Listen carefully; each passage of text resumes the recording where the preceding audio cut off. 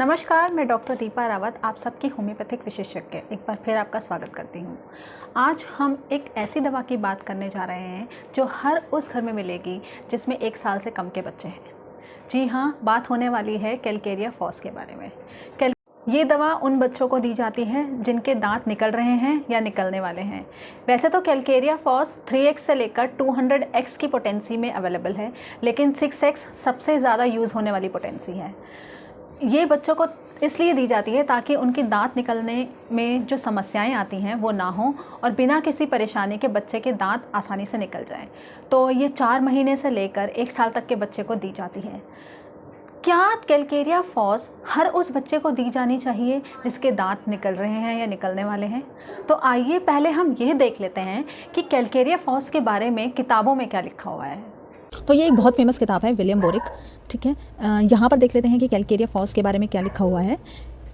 It is specially indicated in tardy dentitions and troubles incident to that period. मतलब जो dentition का period होता है उसमें डेंटिशन बहुत ज़्यादा ट्रबलफुल होता है, यानी कि बहुत परेशानी वाला होता है।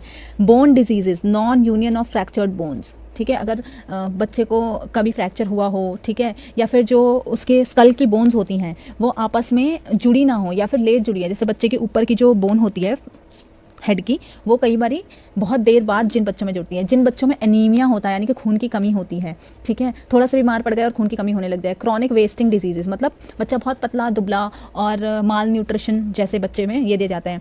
ठंडे हाथ पैर रहते हैं, डाइजेशन बहुत अच्छे से नहीं हो पाता है। सूचर्स हम किसे कहते हैं, जो हमारे हेड की बोन्स होती हैं वो आपस में जुड़ नहीं पाती हैं। और ये सारी कंप्लेंट्स जो है इसको चेंज ऑफ वेदर में बढ़ती हैं, जैसे मतलब गर्मी से सर्दी आई या सर्दी से गर्मी आई तब ये बढ़ती हैं। साथ में इसमें एक और चीज़ है, टॉन्सिल्स, जिन बच्चों को टॉन्सिल्स की शिकायत होती है उसमें ये दी जाती हैं।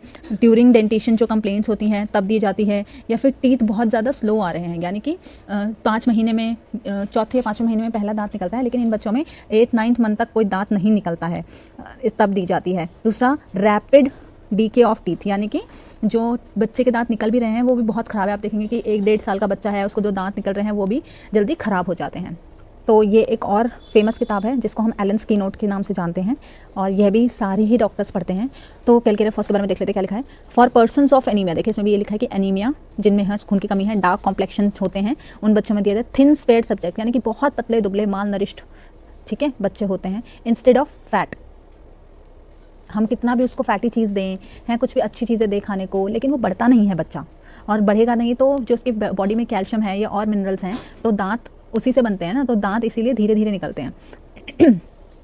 हाँ, इसमें दांत निकलने के साथ साथ और क्या दिक्कतें होती हैं, डायरिया यानी कि लूज मोशन, ठीक है, गैस बहुत बनेगी, बच्चे को पेट में फूला फूला रहेगा।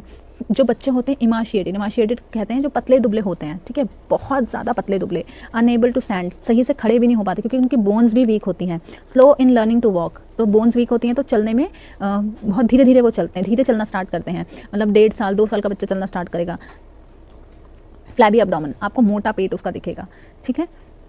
और रचाइटिस, cranial bones are thin and brittle, fontanelles and sutures remains open so long or closed and reopen, delayed or complicated teething, ये इंपॉर्टेंट है, delayed और complicated मतलब और भी चीज़ें उसके साथ रहेंगी, उसकी तबीयत बहुत ज़्यादा ख़राब रहेगी, ठीक है। थोड़ी बहुत समस्याएं हर बच्चे को होती हैं जब दांत निकलते हैं, लेकिन अगर वो बहुत ज़्यादा परेशान कर रही है टीथिंग उसको, तब हम कैलकेरिया फॉस देते हैं। तो हर बच्चे में कैलकेरिया फॉस देना नहीं है, क्योंकि उससे बच्चा आपका स्लो हो जाएगा, उसकी टीथिंग फास्ट नहीं होगी, वो अपने टाइम से ही होगी, लेकिन आपका बच्चा स्लो हो जाएगा। 4-5वें महीने में हर बच्चे के दांत निकलने लग जाते हैं, 5वें-6वें महीने से, लेकिन आप उसको इसलिए कैलकेरिया फॉस दे रहे हैं कि नहीं उसके दांत अच्छे से निकल जाए, जल्दी निकल जाए।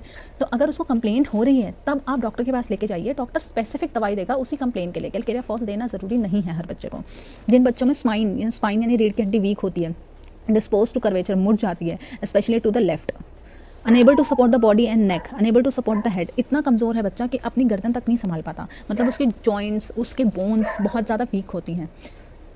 और इन बच्चों को समस्या कब आती है, exposure to damp cold changeable weather में, उसमें ज़्यादा तंग करते हैं। उन बच्चों में कैलकेरिया फॉस दिया जाता है, जो पतले दुबले इमाशिएटेड, कितना भी आप उसको खिला रहे हैं पिला रहे हैं, बच्चे का वजन नहीं बढ़ रहा है, ठीक है, बच्चा ग्रो नहीं कर रहा है, चल नहीं पा रहा है, अपने हेड तक को नहीं संभाल पा रहा है, तो वो बच्चा कैलकेरिया फॉस है। अगर आप अपने नॉर्मल बच्चे को कैलकेरिया फॉस देंगे तो वो उस जैसे सिम्टम अपने अंदर डेवलप कर लेगा, उसमें वही स्लोनेस आ जाएगी, वीकनेस आ जाएगी। तो जैसा कि आप सबने देखा कि कैलकेरिया फॉस किन तरह के बच्चों में या किस तरह की परेशानी में हमें देना चाहिए, और कैलकेरिया फॉस 6x ही यूज़ करना ज़रूरी नहीं है। कैलकेरिया फॉस 30, 200 भी हम इस्तेमाल कर सकते हैं।